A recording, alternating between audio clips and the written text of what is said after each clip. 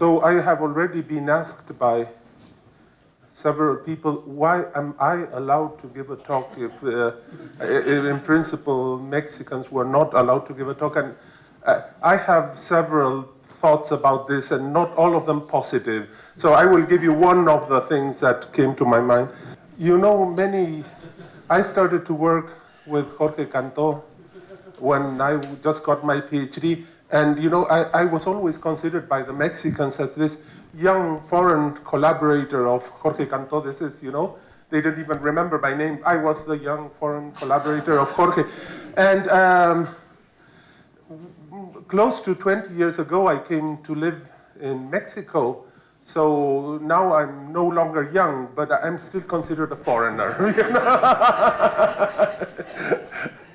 So here I come to talk about stellar jets in the CRIA. And there's this Southern South American saying that it's like talking about spots to the leopard.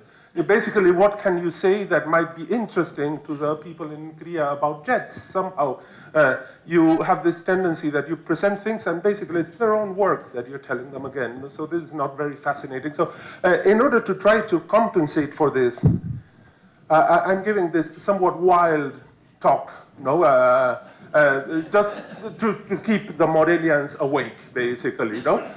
It is partly their work, but the whole thing is kind of wild. Before giving the talk, I was thinking of giving a few comments about, because I'm the only kind of functional Mexican, let's say, if not real Mexican, who is giving a talk.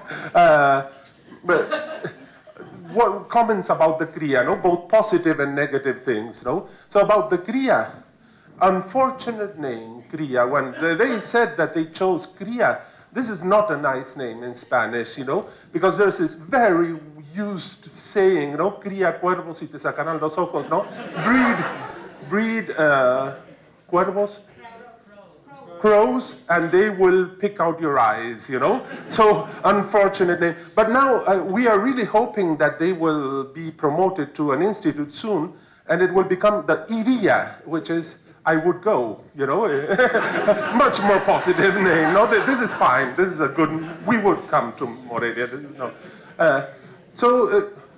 I guess if one looks at kind of publications, citations, statistics, the group in the CRIA in the field of star formation, at least it's one of the really strong groups in the world. I think in Mexico we don't have a comparable astronomy group in any other subject. So when you see it from far away, of course, there's this strong group somewhere else, they're positive and negative, So it's a kind of, two-sided thing. And this you see, for example, one of the positive things is that if you want to show off how good you're doing, you make a comparison of your publications with the group in CRIA. If you want to, so we don't look that bad, we're close. And of course, at the same time, it's very depressing that we never do so well, You compare yourself with the people in CRIA, and well, you're always kind of behind, And you look at the publication statistics, you're behind. You look at the citations, you're even worse. Then you look at other things, you're worse and worse. So just look at the publications and stop delving, because the things become even worse, So just to make it short, basically the worst thing about the group in Morelia is that for the ones of us who were there before they left Mexico City, the worst thing is that, well, there was this group of really good friends who was in Mexico City. They moved to Morelia. We see them every now and then, but, well, the day-to-day interaction, we really miss them, of course, including Yolanda. Okay, so here goes the talk. So what does this mean, chronometric jets? I will talk about two things. Jets from young stars that show kind of very good jet-counter-jet symmetries, basically implying that the ejections of the jet and counter-jet are in kind of simultaneous ejections, and also about the timing of ejections of knots along one jet, basically, and showing that they are kind of quite closely periodic in some cases. And I will do this by talking about two objects. One of them is a jet from Digitori, HH158, that I always have to look it up because I don't remember the number, and then HH34. And finally, I will talk about other possible objects for which this kind of analysis of the timing of the ejections could, in principle, be made. So here goes Digitori. This is a sulfur-2 image of the jet from a paper of Luis Felipe and collaborators last year. So it's a star that has a very kind of unremarkable jet with knots kind of with spacing of so 4 to 10 arc seconds is a jet in Taurus, no? And somehow not very remarkable like this, but the thing is it has remarkable properties. For example, it has radio emission that the same knots or similar knots are seen with the BLA. This is a paper that appeared this year. There's also papers by Luis Felipe with previous observations. This is, for example, an infrared spectral imaging with a VLT of Agra, Amboij, Capri, Dugados. There's a paper a couple of years ago. And here you see the jet, and actually the counter jet is seen also in this 1.64 micron line of iron 2. And you see also like knots, but see here, the scale is of order 1 arc second. So these are kind of knots that are way in here, no? Not resolved in this observation. So there's this Digitori microjet further in. And also there's this very remarkable observation, basically in Google et al. 2008, there's a later paper, 2011, of X-ray detections of the knots, which was very surprising, that actually the expanding knots are detected in X-ray. So in this paper by Rodriguez et al., I guess the person who came up with this plot was Jorge Cantó. He plotted the positions of the knots in all of these papers that have been published about Digitori in the past. So some of them measure, you know, the microjet of Digitori. So there are these knots a fraction of an arc second away. In other papers, they detect these knots that we see further away, you know, some knots. The black dots here are all optical or IR observations. The open circles are VLA, radio continuum observations. And the stars are the X-ray positions of the knots. And this graph looks very weird because the points don't fall, let's say, randomly. They have been taken at different years with different kind of wavelengths. They all fall in a series of straight lines. In this position versus time plot, these straight lines are basically knots moving at constant velocity. So this would be the time at which they were ejected, and they move at a constant velocity, with x growing linearly with t. Basically, these straight lines all correspond to one velocity of 200 kilometers per second and a period of about 5 years. So really, it seems that you have a very well-timed ejection with a period of 4.80 plus or minus 0.05 years, you know, very well-defined period, and a well-defined velocity also. However, the ejections are not all really periodic in the true sense, in that they are not identical. For example, this ejection is visible in X-rays around 2010. This knot was visible in X-rays. In the VLA and optical, you didn't see this one, you saw another knot. So actually, the properties of the knots are different, even though they're ejected apparently with a very stable period and the same ejection velocity. Their emission properties are just not similar. They're, you know, they differ quite substantially. Look at this one, for example. You saw it here and invisible in later observations. This knot here, wow, this became this X-ray knot later. No? So the time evolution of the knots is actually very different. Now I go to the second example. This is HH34. these are these images from this paper of Devine, Bali, Raiport, 1997. Images of HH34. Here is the source of HH34. This is the well-known southern bow shock. Later, they discovered this fainter northern bow shock. And at larger scales, I guess here is the source, here is the southern bow shock, the northern bow shock. There are all kinds of further bow shocks, which have some level of north-south symmetry, though it's really almost hard to tell which one goes with which. So the symmetry is not very good, no? If you come inwards, there's a better symmetry in that this bow shock here and these ones actually are at very similar distances to the source. If we go further in, the symmetry is broken again because we see all this jet towards the south and nothing towards the north, which was always discussed if this was due to extinction that we didn't see the red-shifted jet, or an intrinsic asymmetry in the ejection. Actually, in papers of a few years ago, it was argued that the fact that it wasn't detected in infrared images, very deep, whatever, indicated that this was probably a true asymmetry, not just the extinction. However, in more recent observations with, this is with Spitzer, with an IRAC camera, basically this is the optical image somehow on its side, here north is to the left. And this is a Spitzer image. One doesn't really see very well the two bow shocks in the Spitzer image, but one sees the jet and one sees the counter jet, basically. This would be an area around here. Optically and in Spitzer, you see the knots to both sides. So actually, the conclusion is that it was an extinction effect at the end. Quite high extinction, but...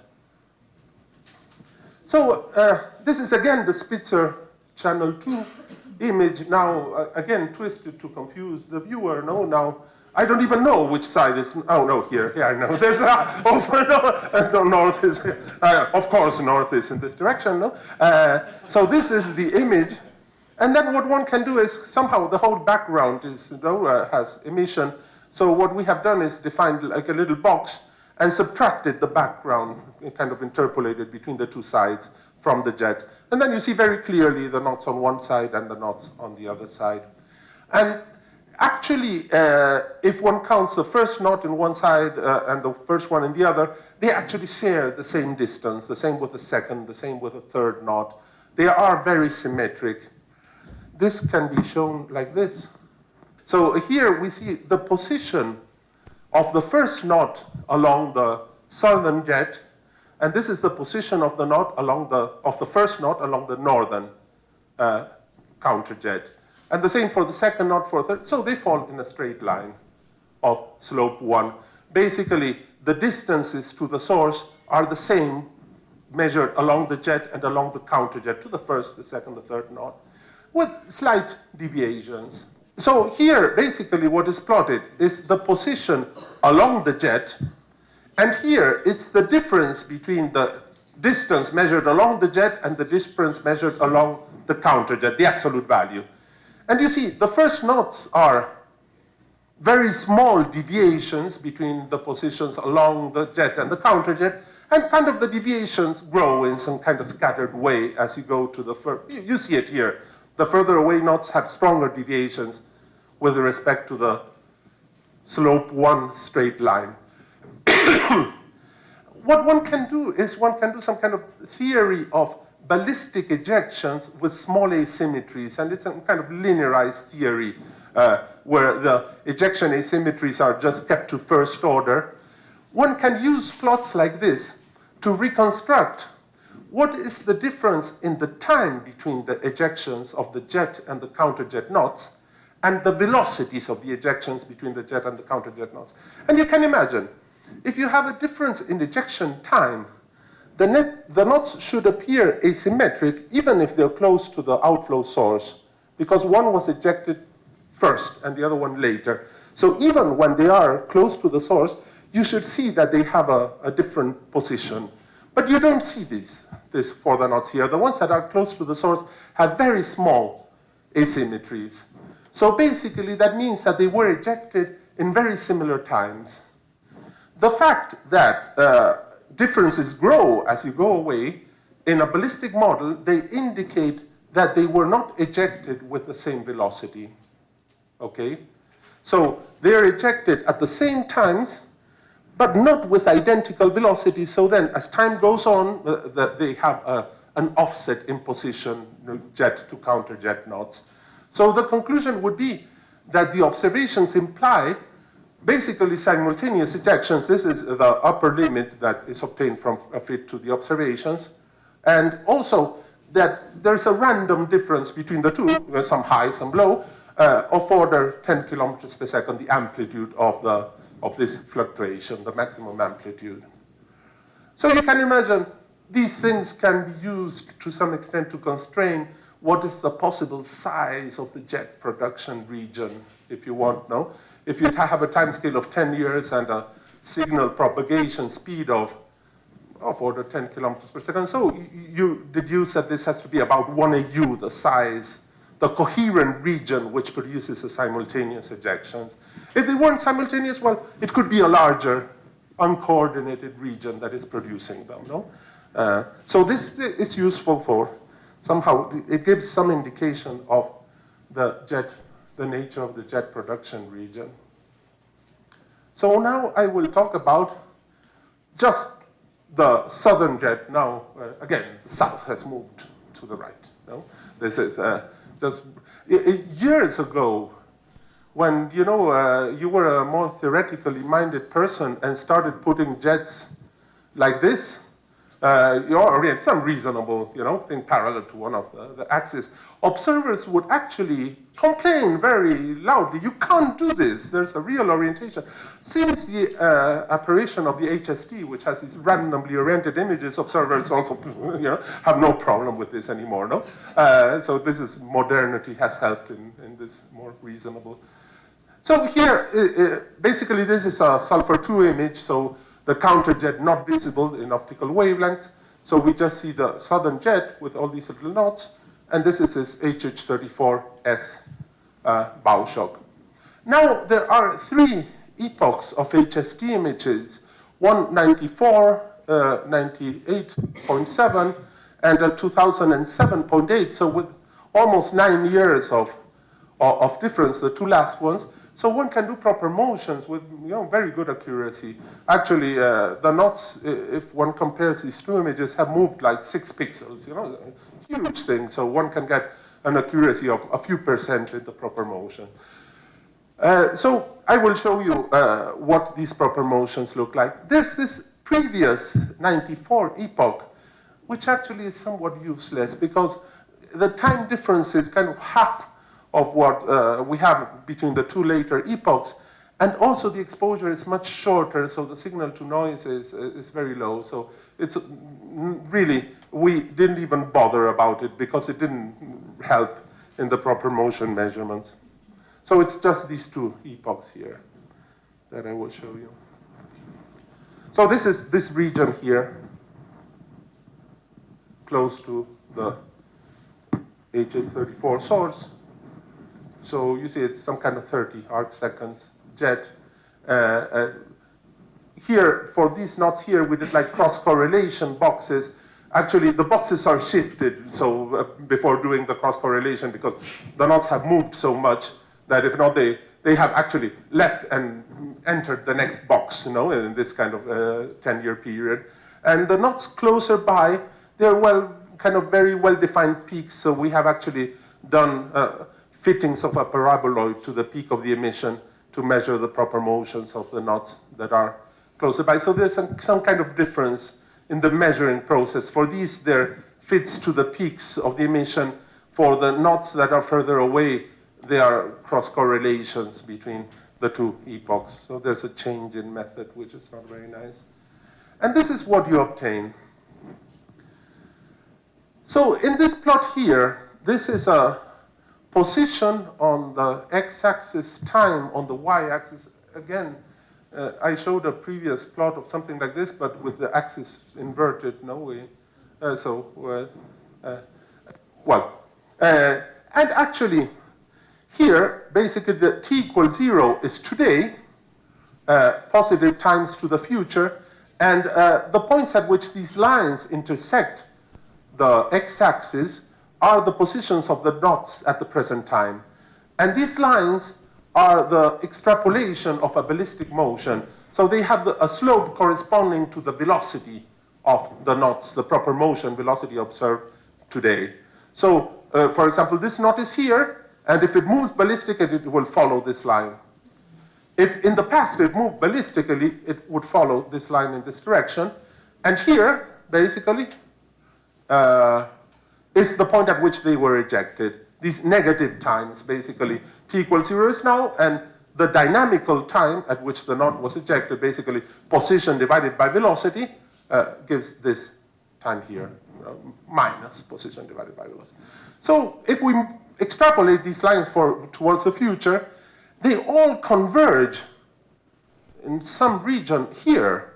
It's very remarkable. These have different proper motions. Basically, the ones that are further away are somewhat faster. The ones that are close to the source somewhat slower. So if we go into the future, the ones that are closer to the source catch up with the slower knots ahead, and they will all collide, basically. And they collide at a position somewhat smaller distance from the source than the present-day position of HH34S. And they will collide basically about 1,000 years. So I guess if we are healthy people and we exercise well, and don't drink, don't have sex, we will see in our old age the formation of a second version of HH34S. HH34S will have moved away, and we will see a new one appearing, somewhat closer to the source than now HH34, but it will be, well, if we have lived so long, 100 more years or so, we will see it move out, Now I will talk about a little model that for this convergence. Basically, what we have done is we have put knots at the positions of the observed knots and given them the observed velocities. It's some kind of knot momentum conserving knot model. So this is the HH34 knots observed today. They all move with the observed velocity, basically ballistically, and we have like a knot merging rule. If two knots merge, they conserve momentum. Initially, we give them the same mass, and well, here actually the diameter of the circles is proportional to the mass of the clump. So they all have the same mass. Here we see one clump now is the merger at a later time. This is 300 years in the future. A pair of knots have merged. If we go further in the future, more knots merge. You see several are bigger. And by about 1,000 years or so, most of the knots have merged into a single knot.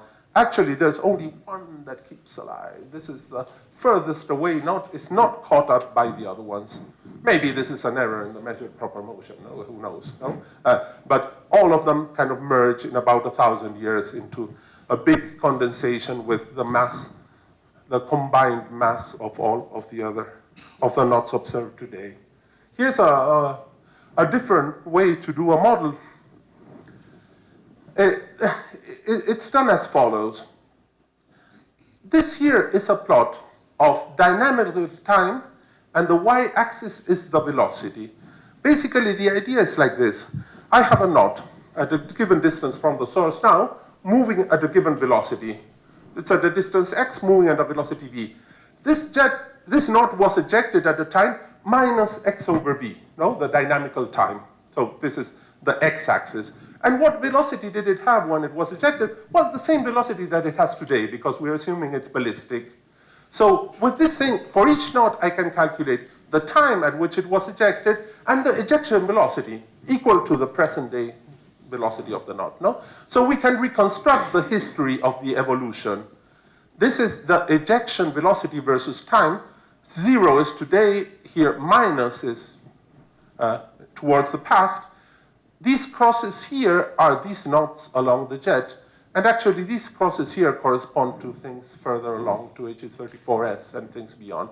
So there's a little bit of information over what happens. So imagine we have these knots here, and then we have these 2 points. Well, there's quite some freedom in what function you fit, no? But well, so here it's a 2-mode sinusoidal that we have fit, one kind of following this. And of course, the large amplitude mode is fixed by these 2 points, basically.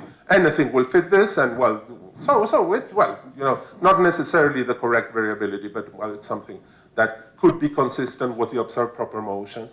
So this is the sulfur 2 image of HH34S. This is the predicted image from an axisymmetric simulation that has all the ionization of many elements, whatever. This is also the sulfur 2 emission. So we do get something that kind of has approximately the position of HH34S, approximately the intensity in sulfur 2, and the knots here are completely absent. Basically, in order to produce these knots, we have to introduce a 3rd mode. Basically, another sinusoidal mode that has a period comparable to the things corresponding to the spacings of these knots. So we here introduce a shorter period variability, also a 3rd mode, that produces these knots. These two have this 3rd mode. Actually, here you see one of the kind of not so nice aspects of these numerical simulations is that you introduce small modifications to the initial conditions. You tend to produce quite large changes in the predicted maps. This one here is basically a 3-mode jet with a top hat initial profile for the density, for the velocity. This one has a top hat density profile, but the velocity decreases by 20% from the center to the edge. And this produces, huge changes in the morphology of the knots. So maybe something like this actually looks better if one compares it with HH34. So there's this 3rd mode that has to be introduced, no? Actually, the most important mode, basically, if one wants to describe the knots in the HH34 jet and counterjet. So here goes some more details about this. So what we have done here is, for these knots within 30 seconds of the source of HH34, you can calculate dynamical times for each of the knots, okay? Distance over velocity, if you want, with a minus sign, because 0 is now in this. And then we calculate the period that you obtain for each pair of ejections. So for example, I have one knot ejected at a time t, another one to one side, another one to the other side. There are 2 possible things that one can do. The 2 evident things is one could say, I stand at the knot, and I compute the difference in the dynamical times with the knot to one side and with the knot to the other, and take the average of these 2. This is what we have done here. Somehow the dynamical times here are, for the nth knot would be Tn, and I do basically the difference between the knots to one side and the other, and divided by 2. This would be the average of the periods that you calculate. This is what's plotted here on the y-axis. And here it's the dynamical time of the knot in question. So we see this plot here. It starts basically, these estimated periods start having values of around 20 years, and the values kind of grow in some kind of, not very well-behaved way as you go to the further away knots. The further away knots are the ones with larger, more negative dynamical times. But this, I call this family entertainment version.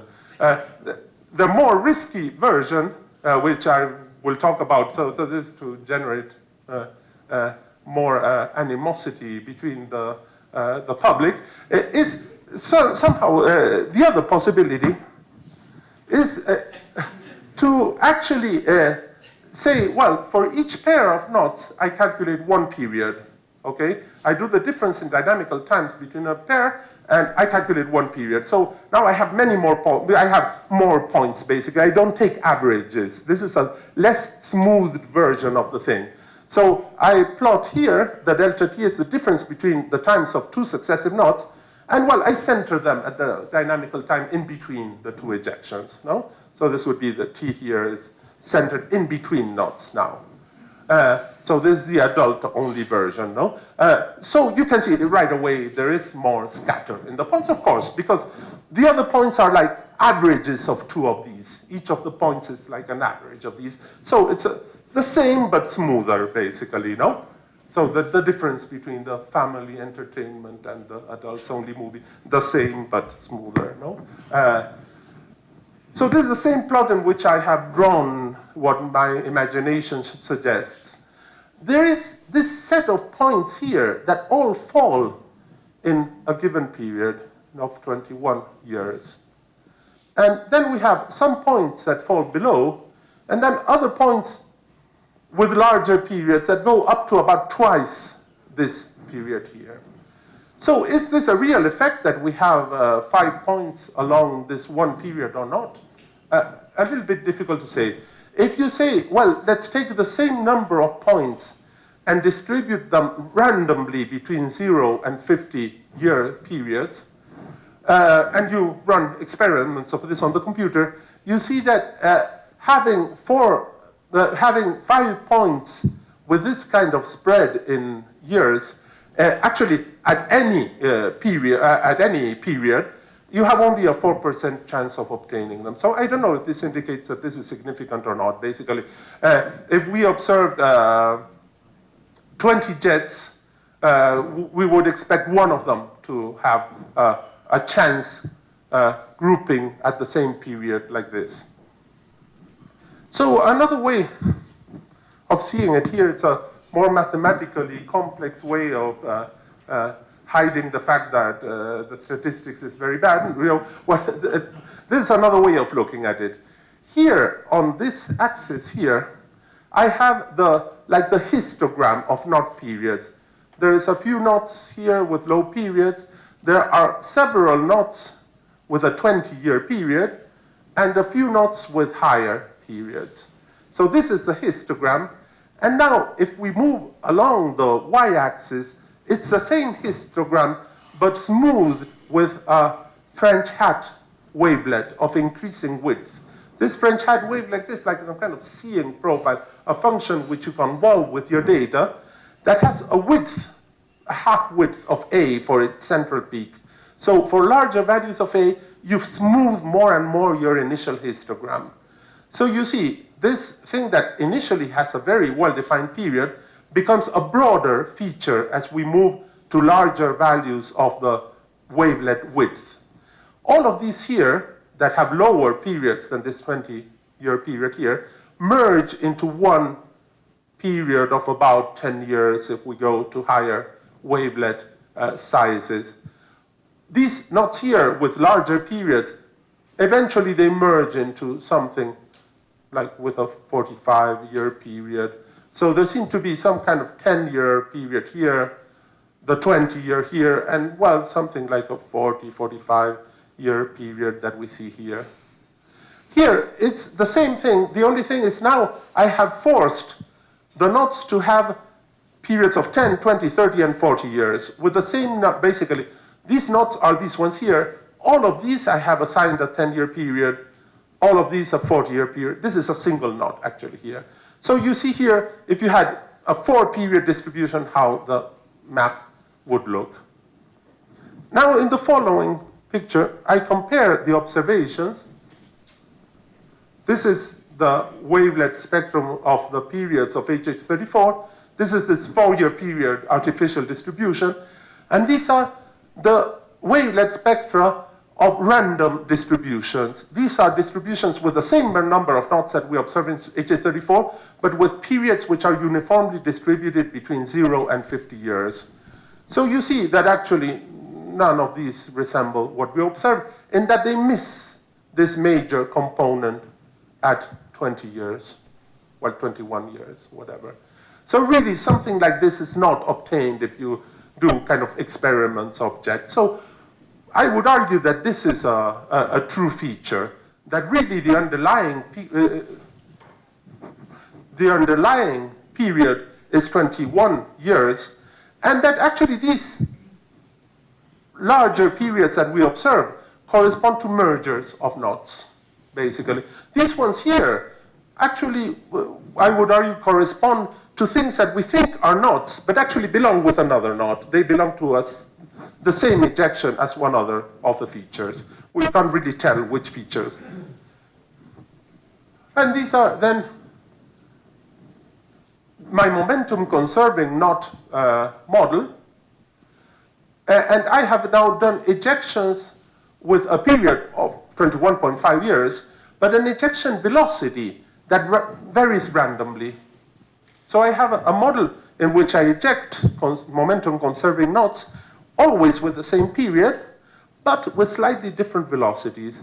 The velocities vary randomly around the observed proper motion velocity, and I change this amplitude, maximum amplitude of the random ejection variability. So this would be a periodic ejection with a 10% variability. The amplitude of the variability is 10% of the mean velocity. So you see the knots move here. No, this would be a snapshot of the knot positions after a time scale of about 500 years. So you see the knots, and here you see knot mergers. The circles, their diameter is proportional to their mass. So when knots merge, well, knots disappear basically, and the period that you obtain by measuring the differences between the dynamical times grows. If the amplitude is larger, the mergers occur earlier. So you see, no, this is for 20%, for 30% amplitude. So, of course, if you go up to 30% amplitude, you start getting basically periods obtained by measuring the dynamical time differences that are too large compared to what we had for HH34. Something around an amplitude, a variability amplitude of about 20% seem to produce velocity distributions similar to the ones observed in HH34. So now this in principle, well, I have showed things done for two objects. It could be made for other objects. One of the evident ones is this HH30. There's this paper of Guillem Anglada, of which I should say the first version of the paper was written 12 years before this, something like this. And Guillem didn't like the measurements that had made because they were not very good. So he decided to improve on this, so he obtained many more images. 12 years later, this very beautiful paper appeared. Actually, some of the knots that had been in the initial version of the paper had already died by the end. Somehow they had joined the world of the deceased by the time the paper was finally published. So another possible object is, of course, HH80, 81. There are these two papers by Martí et al. With measured proper motions, whatever. The same analysis could be done for this object. Here, of course, this object is the one for which there's this paper by Carrasco and collaborators with a magnetic field, so it's an object of big current interest. Of course, another possible object is this Serpent's jet, also kind of measured proper motions for two knots, actually. But one could, in principle, measure the proper motions for the other knots also. Hasn't been made yet. And basically, to conclude, the new thing that has been presented in this talk, basically you have to produce something unpublished if you want to talk about jets to the people in here, because they know everything, no? Whatever you tell them, they know, so one has to come up with something new. Well, the new thing is this thing of the underlying periodic ejection in the HH34 knots. That might be something like 21.5 years, or if we want to look at the sanitized version, this one with the time-centered differences, well, here also one would get something around 20 years for the knots close by. And it seems that we have evidence of knot mergers producing this increase in the measured period when we look at the knots. So it would be something like, it seems that we have a well-timed ejection, but kind of slightly different velocities producing the knot mergers, which is consistent with the fact that if we compare the jet and the counterjet, also we seem to have well-timed ejections, however not completely symmetrical in velocity. So what does this kind of synchronization of the ejections actually imply? Basically, we seem to have in these two objects this very good stability of the ejection period. And the jet and counterjet ejections, as far as we can tell, within our measurement, errors are simultaneous, basically less than a decade in difference between the ejection of the jet and the counterjet. Do these things eliminate any kind of instability or some instabilities as the source of the variability? Because if we had instabilities in the ejection mechanism, would they be completely symmetrical? Would they produce timed ejections for the jet and the counterjet? Would they have a very well-defined period or not? Do they limit the size of the jet production region? I think they do, because the fact that we have this very good timing basically means they come from a coherent region with good communication. So if we know the signal propagation velocity, we obtain a size. Basically, the measurements seem to imply a size of about 1 AU, not larger. And then, what are the possible timing mechanisms? The two obvious things are, well, the star could have a solar cycle type behavior, or maybe the disk could have something like this, but this is not observed in T-Tauri stars. Apparently, there's no observation of something like a solar cycle. This, I don't know, probably there are people in the audience who know better than I. The other obvious candidate is the timing mechanism could be the orbital motion of a companion star of a planet in some kind of elliptical orbit that, the closed passages produce the big ejections. Of course, there's no theoretical model of how this would work.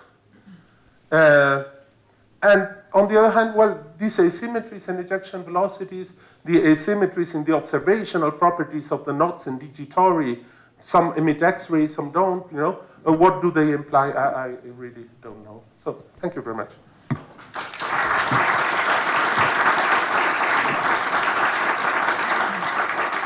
So this is this ALMA CO map of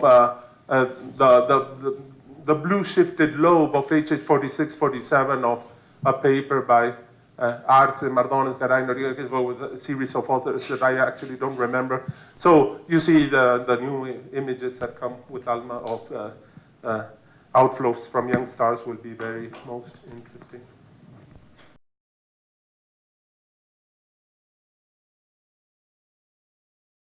What about the radiative properties of your knots?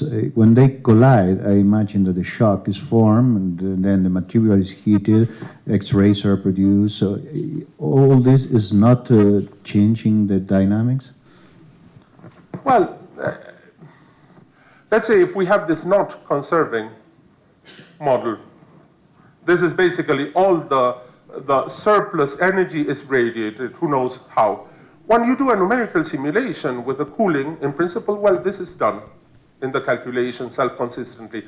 Of course, one can see what the radiative properties of these collisions are. There are a series of papers by Bonito and collaborators, well, a series, 2 papers, in which they talk exactly about that. When 2 knots collide, what have to be the properties of the collisions for X-rays to be produced? No? So this is present in the recent literature, Clearly, very, very interesting.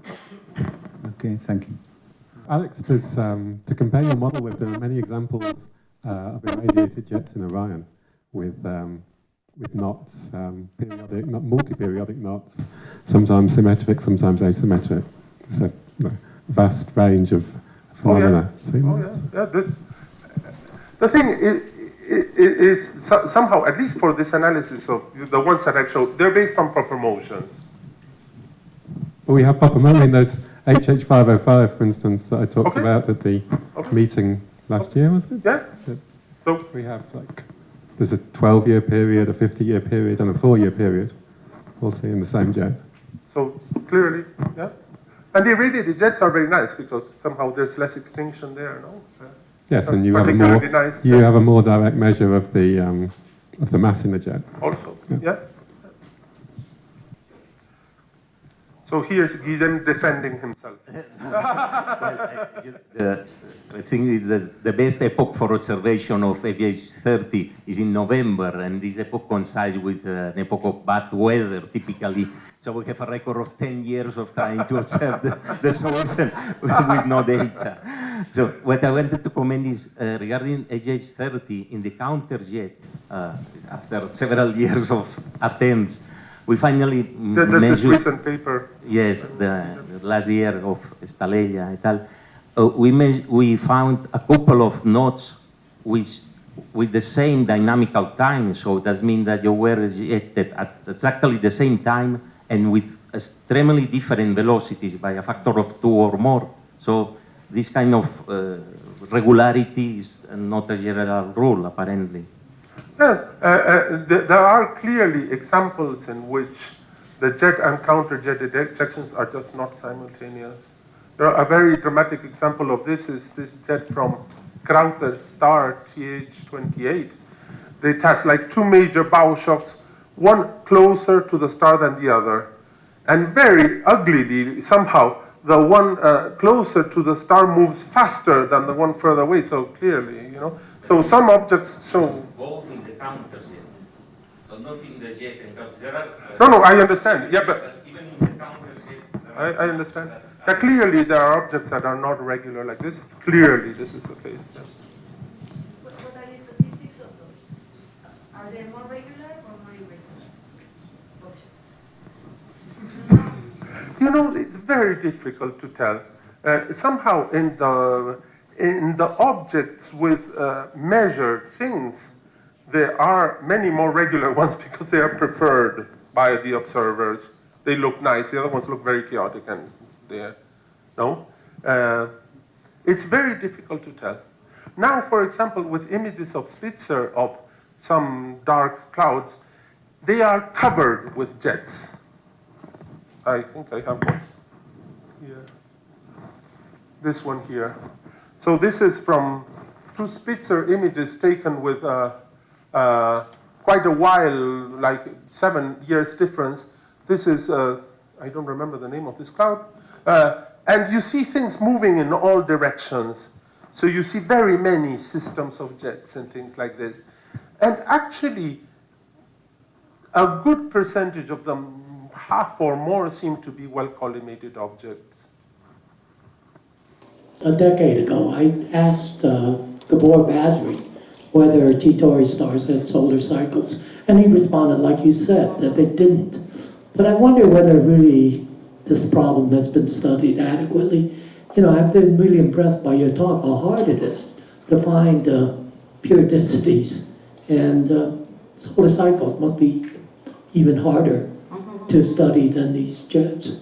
The other thing is, if it's the other phenomenon, that it's some kind of orbital motion, it would involve a relatively long period, eccentric, highly eccentric, right, to reach 1 AU. That's not unheard of, but it's not common either. Thank you. Now, could you remind us the HH34, is it exactly in the plane of the sky, the radial velocity 0? 30 degrees.